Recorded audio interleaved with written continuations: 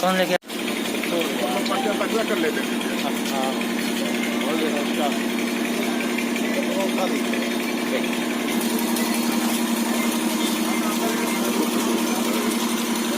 Bharatiya Janata party विधानसभा मधुबन। जी बोलिए। मैं भरत भैया, भारतीय जनता पार्टी विधानसभा मधुबन जनपद मऊ। आज भारतीय जनता पार्टी के ब्लॉक फतेहपुर मंडाओं के अतिरिक्त प्रत्याशी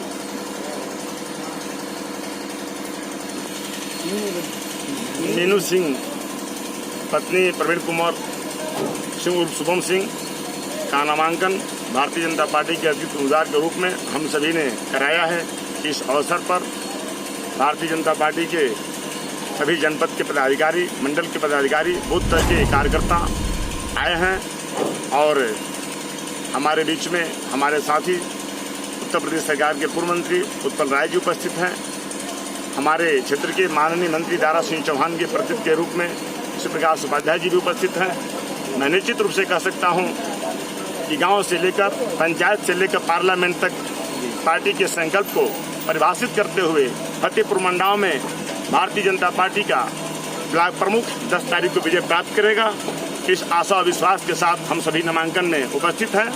पूर्ववर्ती सरकार जो पंचायत के चुनाव में प्रमुख और जिला पंचायतों के पद पर उत्तर प्रदेश के माफियाओं को स्थापित कराया था, उस श्रृंखला को आज परम पूज्य योगी आदित्यनाथ जी की महाराज तोड़ते हुए उत्तर प्रदेश में लोकतांत्रिक तरीके से क्षेत्र पंचायत से लेकर और जिला पंचायत के अध्यक्ष के पद पर राजनीतिक कार्यकर्ताओं को स्थापित कराया है। इसके नाते हम परम पूज्य मुख्यमंत्री आदित्यनाथ जी को धन्यवाद देते हुए, अपने परम श्रद्धेय प्रदेश अध्यक्ष स्वतंत्र देव सिंह जी को धन्यवाद देते हुए उनको भरोसा देते हैं कि 10 तारीख को फतेहपुर मंडाओं में भारतीय जनता पार्टी का ब्लॉक प्रमुख विजय प्राप्त करेगा। आपके आशीर्वाद से हम लोग फतेह हासिल करेंगे। विपक्ष एक आरोप लगा रहा है कि आप सत्ता का दुरुपयोग कर रहे हैं। यह लोग प्रवीण कुंवर सिंह फतेहपुर मंडाओं से प्रत्याशी मीनू सिंह जो मेरी पत्नी है, और हम लोगों ने यहाँ पे ब्लॉक प्रमुख पद का आज आवेदन किया है। हमारे साथ भारी समर्थक हैं, मगर हमने नियमों का पालन करते हुए पुलिस की गाइडलाइन के द्वारा अपने सारी गाड़ियों को, अपनी सारी भीड़ को अपने दुबारी मोड़ के पास वहाँ पे छोड़ा और कुछ ही समर्थक सहित स्थल पे आके मल्यार्पण करते हुए और आप यहाँ अपना आवेदन किया है। 2 सेट में हमने दाखिल किया आवेदन। जीतने के बाद क्या लक्ष्य रहेगा? जीतने के बाद चौमुखी विकास का लक्ष्य रहेगा हमारा। जितना भी जो हम लोग गांव में जाते हैं, जो भी समस्याएं हम लोग देख रहे हैं, और रोड का, नाली का, खड़ंजे का, कोई भी विकास होते हैं और जो भी ब्लॉक की योजनाएं होंगी, चाहे उत्तर प्रदेश सरकार की योजनाएं हो, चाहे कहीं से भी हम लोग उसको लेके आए। जो जनप्रतिनिधि होने का जो सब लोग दावा करते हैं, उसी दावे के तहत जो भी समस्याएं होंगी जनता की, ये न कि केवल एक ब्लॉक की है कि हम लोग यहाँ पे खड़े रहेंगे। जो भी विकास के कार्य होंगे, जो हम लोग के द्वारा होंगे, हम लोग सरकार से मांगने का काम करेंगे और पूरा विकास कराने का काम करेंगे। कांग्रेस से पहले जुड़ी हुई है। नहीं, हाँ बिल्कुल, यहाँ पे हर व्यक्ति की जो पृष्ठभूमि है, चाहे आपकी हो चाहे हमारी हो, हर व्यक्ति की जो है पृष्ठभूमि कांग्रेस से जुड़ी हुई है। देखिए, हम लोग ने मोदी जी की आइडियोलॉजी को मैंने फॉलो करते हुए, मैं किसी पार्टी और दल में नहीं था कभी। मैं किसी पार्टी दल में कभी भी नहीं था।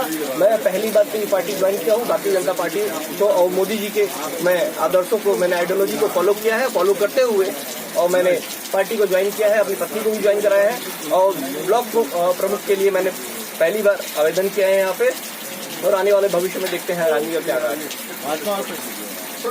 सारे आरोप बेबुनियाद है। कोई भी अगर आज इतनी शांति से माहौल से आप लोग यहाँ पे, इतनी शांति के माहौल से यहाँ पे दोनों पक्षों का जो आज नामांकन हुआ है, मुझे नहीं लगता कहीं भी आप लोगों को कोई चीजें सुनने को मिली होगी। ये सारा केवल आरोप हमारे दूसरे पक्ष से आरोप लगाया जा रहा है। इसमें कोई भी सत्यता नहीं है। इसकी जांच कर ली जाए। अगर जांच में असत्यता मिलती है, जो कार्रवाई करनी है प्रशासन को वो कर सकते हैं। क्या देखा जाए, आपने भी मौका देख के भाजपा ज्वाइन कर लिया? नहीं, मौका देख के मैंने भाजपा नहीं ज्वाइन किया। मैंने भाजपा के लिए यहाँ पे तमाम पत्रकार साथी यहाँ पे मौजूद हैं। यहाँ पे मैंने करीब 6 महीने पहले से आवेदन करके रखा था, और वहाँ पे एक बार मुझे सफलता नहीं मिली क्योंकि भारतीय जनता पार्टी में ज्वाइनिंग बंद थी। मैंने अपनी मजबूती के साथ अपना चुनाव यहाँ पे लड़ा, और लोगों को मैंने अपना जो संदेश था, जो मेरे को विकास का, जो डेवलपमेंट का जो संदेश था, वो मैंने देने की कोशिश की। और मुझे आज मैं आपके दावा के साथ कह सकता हूँ कि आज के बाद ब्लॉक में आप लोग एक नए प्रमुख को आप लोग देखने का मैं दावा करता हूँ।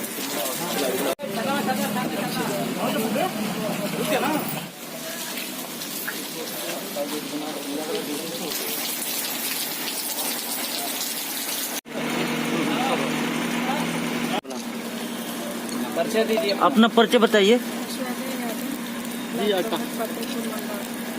आप आज ब्लॉक पे आई थी नामांकन करने, कै सेट में नामांकन किया आपने? 2 सेट में आपने नामांकन कर दिया है। क्या उम्मीद आप करती हैं इस ब्लॉक की क्षेत्र पंचायत सदस्यों से? हर गांव में विकास किए हैं और नाला का कार्य, ये आरसीसी का कार्य किए हैं और जो भी कार्य करेंगे ये जनता को करेंगे। क्या आप अपने पूर्व के किए गए विकास कार्यों के मुद्दे पर आप चुनाव लड़ रही हैं? क्या लगता है मैडम, आप जीत जाएंगे इस बार? प्रशासन का किसी प्रकार का दबाव आप लोगों पे आ रहा है क्या, या आप विद्यालय पे नापी आया था जी अभी क्या लग रहा है कि निष्पक्ष चुनाव हो जाएगा, मतदान हो जाएगा? आज तो पर्चा आप लोगों का कुशलता के साथ भर लिया गया। विश्वास है। आपको विश्वास है कि प्रशासन कुशलता पूर्वक चुनाव कराएगी? विद्यालय का नापी और इससे चुनाव से उससे क्या कुछ निकला नहीं है, लेकिन फोर्स किए थे लोग और 2 दिन नापी हुआ है। फोर्स करने का आखिर क्या क्यों बनाया जा रहा है? चुनाव से और विद्यालय के नापी पे क्या संबंध है? देखा जाए भाजपा और प्रशासन दोनों दबाव डाल रही थी आपके ऊपर चुनाव न लड़े। दबाव बना रहे थे चुनाव नहीं लड़ने जनता के को लिए। क्या संदेश देगी, क्या कहना चाहेंगी आप? लास्ट सवाल आपसे, जनता के लिए, जनता से क्या कहना चाहती हैं?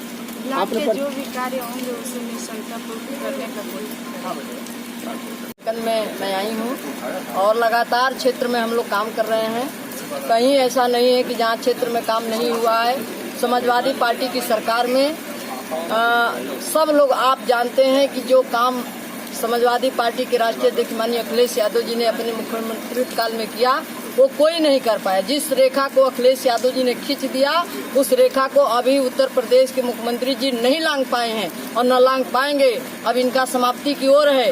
गुंडई चाहे जो हो, बदमाशी चाहे जो हो, लेकिन ये जनता पर विश्वास नहीं जमा पाए हैं।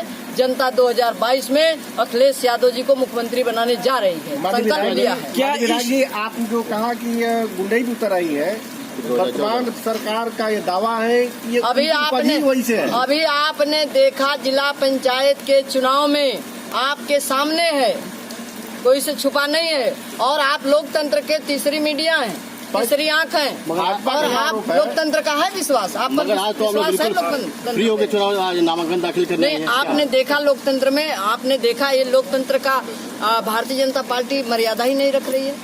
आपने देखा कहाँ रख रही है? क्या इस पंचायत चुनाव को 2022 की तैयारी मानकर आप लोग चल रहे हैं? निश्चित तो है और जनता चाह रही है। जनता ने तो जनमत दिया था समाजवादियों के पक्ष में, लेकिन लाठी गुंडा बदमाशी के बल पर, दबंगई के बल पर, पुलिस के बल पर इन्होंने हथियाया है। अगर देखा जाए तो 75 जिला पंचायत अध्यक्षों में 65 पे भाजपा की विजय हुई है और 6 आप नहीं जानते हैं कैसे लोग जीते हैं? आपको पता है ना? आपको क्या कहना? 2014 की क्या पुनरावृत्ति हो रही है क्या इस बार? आपने देखा है कैसे लोग चुनाव जीते हैं? उनका आरोप है कि 2014 में भी जिस तरह से हुआ था उस तरह से मशीन हटा दें, ईवीएम मशीन, पता चल जाएगा। चलिए परिचय बताएं। जयप्रकाश अंचल, पूर्व विधायक बैरिया बनी। विधायक जी, हम लोग ये जानना चाह रहे हैं कि विधानसभा 2022 का चुनाव है, बहुत चंद महीनों की देर है और यह सेमीफाइनल के तौर पर इसको देखा जा रहा है। इस पे आप क्या कहना चाहेंगे? देखिए 2022 का चुनाव समाजवादी पार्टी बम्पर वोटों से जीतेगी, लेकिन अभी ये जनता भी साबित कर चुकी है। और ये जो चुनाव है ये प्रशासनिक चुनाव है। प्रशासन बहुत अनेक जनपदों में धांधली किया है, इसको भी जनता जान चुकी है। तो इस चुनाव से उस चुनाव को जोड़ने का प्रयास न कीजिए, इसलिए कि जनता इस चुनाव को अलग मान रही है। ये डीएम एसपी का चुनाव मान रही है और बाकी चुनाव जो होगा वो आम जनता की चुनाव है, जिसमें भारी बहुमत माननीय अखिलेश जी के नाम पे होना चाहिए। विधायक जी 2016 में जो जिस आंकड़ों की आप बात कर रहे हैं, 2016 में जिला पंचायत में समाजवादी पार्टी की बल्ले बल्ले थी। 17 का जब चुनाव हुआ तो सुपड़ा साफ हो गया। क्या वही माना जाए? तो मान लीजिए, अगर उसको मान करके चलेंगे तो उसी तरह से भारतीय जनता पार्टी की सरकार चली गई। अभी कल ही भारतीय जनता पार्टी के द्वारा केंद्र सरकार में मंत्रिमंडल का विस्तार किया गया, जिसमें से उत्तर प्रदेश के 7 नए चेहरों को शामिल किया गया। उस पर आप क्या कहना चाहेंगे? देखिए प्रदेश ही नहीं बल्कि देश की सरकार भी उत्तर प्रदेश से घबराई हुई है। जिस तरह से आम जनमानस का किसान समाजवादी पार्टी के तरफ है, प्रदेश का नौजवान समाजवादी पार्टी के साथ है, महिलाएं समाजवादी पार्टी के साथ हैं। बेरोजगार आए दिन करा रहा है कि हमको अखिलेश जी की सरकार आने पर ही हमें रोजगार धंधा मिलेगा। ऐसी परिस्थिति में यह निश्चित है कि आने वाले 2022 में माननीय अखिलेश जी के नेतृत्व में समाजवादी पार्टी की सरकार बनेगी और भारतीय जनता पार्टी उस हताशा से घबरा करके कि हम किन लोगों को शामिल कर लें कि उनके वजह से वोट का बैंक हमारे तक चला है, लेकिन ऐसा होने वाला नहीं है। जो वर्तमान सरकार में जो बड़े बड़े छत्रप थे उनको दरकिनार करके नए चेहरों को लाया गया है। घबराहट में, बेचैनी में, भारतीय जनता पार्टी के लोग बेचैनी में नए नए चेहरे ला रहे हैं कि उनके वजह से हो सके हमारी शक्ति बढ़ जाए, लेकिन बढ़ने वाली नहीं है, बल्कि जिनको निकाले हैं उनके वजह से नुकसान होने वाला है भारतीय जनता पार्टी का। इसके संबंध में आप बता दें। आज समाजवादी पार्टी समर्थित उम्मीदवार पहले भी ये ब्लॉक प्रमुख यहाँ की रह चुकी हैं, निवर्तमान ब्लॉक प्रमुख और भावी ब्लॉक प्रमुख होने वाले। उसी अवसर में कार्यक्रम में हम लोग नामांकन के कार्यक्रम में आज यहाँ उपस्थित हुए हैं। नामांकन हो चुका है। आप ये बताएं कि कल मंत्रिमंडल का फेरबदल हुआ है, पुराने चेहरों को हटा करके नए को चांस दिया गया है, इसका क्या मतलब है, कैसे देखते हैं? अब आप जानते हैं कि ये जो सरकार जब से बनी है केंद्र की, केवल हमारे देश के आवाम को के साथ धोखा करने का काम, झूठ बोलने का काम कर रही है। अब नए चेहरे ला करके नए सब विभाग दिखाना चाहते हैं कि हम नए लोगों को मौका दिए, अवसर दिए हैं। अब वोट लेना चाहते हैं, उससे चुनाव जीतना चाहते हैं, लेकिन इनकी पोल खुल चुकी है। पूरी देश की आवाम जान चुकी है कि झूठ का बोलबाला अब चलने वाला नहीं है। अभी कोरोना काल में लाखों लोग शहीद हो गए, हम लोगों के सामने हमारे नाते रिश्तेदार चले गए। कोई व्यवस्था नहीं, न अस्पताल की व्यवस्था, न दवाई की व्यवस्था। जो हमारे देश में साइंटिस्ट हैं, पहला कोरोना काल आया उस समय सरकार बगैर सोचे समझे फैसला लिया, लॉकडाउन किया, जिसकी वजह से लाखों लोग मरे। और उसमें अगर किसी ने सहायता करने का काम किया तो हमारे नेता आदरणीय अखिलेश यादव जी ने किया, दूसरा कोई नहीं किया, और समाजवादी पार्टी के कार्यकर्ताओं ने किया। सुना जा रहा है कि प्रशासन के द्वारा इस चुनाव में अवरोध भी उत्पन्न किए जा रहे थे, क्या आप जानते हैं कि हमारे प्रत्याशी आदरणीय ऐश्वर्या यादव जी के घर की नापी, इनके विद्यालय की नापी, हमारे क्षेत्र पंचायत सदस्य नेमडांड के घर की नापी, हमारे प्रधान उनके समर्थित क्षेत्र पंचायत था, उस पर दबाव बनाने के लिए उसके विद्यालय की, उसके राइस मिल की नापी की गई और गुंडा एक्ट की कार्रवाई भी की गई है। तो आप ये बताएं कि जो चुनाव 10 तारीख को होने हैं, तो क्या प्रशासन की तरफ से सुरक्षा की व्यवस्था किए गए हैं जो बीडीसी सदस्य हैं? अभी तो कुछ नहीं, अभी प्रशासन की तरफ से तो दबाव बनाया जा रहा है। ये लोग पहले तो ये था कि पर्चा ही नहीं दाखिल कर पाए, लेकिन हम लोग समाजवादी पार्टी के कार्यकर्ता लामबंद होकर तैयार होकर हर प्रशासन के हर हमले का सामना करने के लिए हम लोग तैयार हैं। प्रशासन पे लगा रहे हैं कि यह प्रशासन रोक रही है कि पार्टी के लोग रोक रहे हैं? आज तो उन लोगों ने नहीं रोका, हमारे सैलाब को देखते हुए उन लोगों ने नहीं रोका। आगे 10 तारीख को जैसा वो लोग अगर चाहेंगे कि शांतिपूर्वक मतदान हो जाए तो हम लोग शांति के वो हैं, शांति और के रास्ते पे हम लोग चल करके निष्पक्ष होकर के अपना यहाँ पे मतदान कराने का प्रयास करेंगे। लेकिन अगर वो लोग हिंसा पे उतरेंगे तो उसका भी जवाब हम लोग देना जानते हैं। मगर भाजपा दावा के जिस प्रकार जिला पंचायत अध्यक्ष हमने लिया है, सब ब्लॉक प्रमुख भी जीत जाएंगे और बड़े आश्वस्त है। अब वो कोसे उनके सुनहरे सपने जो हैं, कभी दिन को सपने ना देखें। हाँ, तो ये कुछ होने वाला नहीं है, ऐसा कुछ नहीं होने वाला है। हमारी प्रत्याशी आदरणीय ऐश्वर्या यादव पुनः ब्लॉक प्रमुख बनने जा रही हैं, दुनिया की कोई ताकत नहीं रोक पाएगी। हाँ सर, आज जो नामांकन हो रहे हैं ब्लॉक प्रमुख पद के लिए, क्या प्रशासन के द्वारा व्यवस्था की गई, इसके बारे में बताएं। मैं एसडीएम मधुबन लाल बाबू दुबे,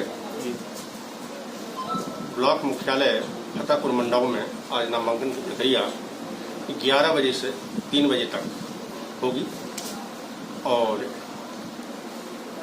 निष्पक्षतापूर्ण जो भी बीडीसी प्रत्याशी प्रमुख पद के लिए अगर नामांकन करने यहाँ पर आते हैं तो यहाँ पर मीटिंग हॉल में सहायक निर्वाचन अधिकारी, अतिरिक्त सहायक निर्वाचन अधिकारी मौजूद बैठे हैं। बाहर से लेकर के अंदर तक सुरक्षा व्यवस्था का पूरा ध्यान रखा गया है। इस नामांकन में जैसा कि नियम है, प्रत्याशी यानी उम्मीदवार, प्रस्तावक और समर्थक, यही लोग जो है सहायक निर्वाचन अधिकारी के सामने जो है वहाँ पर यानी ERO के सामने प्रस्तुत होंगे, सामने हस्ताक्षर बनाएंगे और इसी व्यवस्था के तहत यहाँ पे काम किया जा रहा है। अभी तक शायद 3 प्रत्याशी पर्चा यहाँ से ले गए हैं, जैसा कि हमें अवगत कराया गया है जी, और अलग अलग सेटों में ले गए हैं। अभी एक प्रत्याशी केवल एक सीट दाखिल किए हैं, दूसरे प्रत्याशी भी आकर के यहाँ पे दाखिल कर रहे हैं, चूँकि 3 बजे का समय है और इसके बारे में अंतिम सूचना 3 बजे के बाद। सर, इस ब्लॉक में कितने BDC सदस्य हैं सर? इस ब्लॉक में कितने BDC सदस्य हैं? इस ब्लॉक में 98 BDC सदस्य हैं।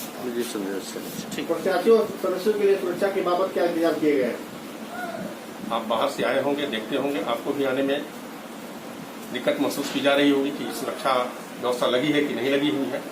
हमें यहाँ से कहना पड़ा कि नहीं भाई, मीडिया कर्मियों को हमारे पास तक आने दिया जाए ताकि वो कवरेज कर सके।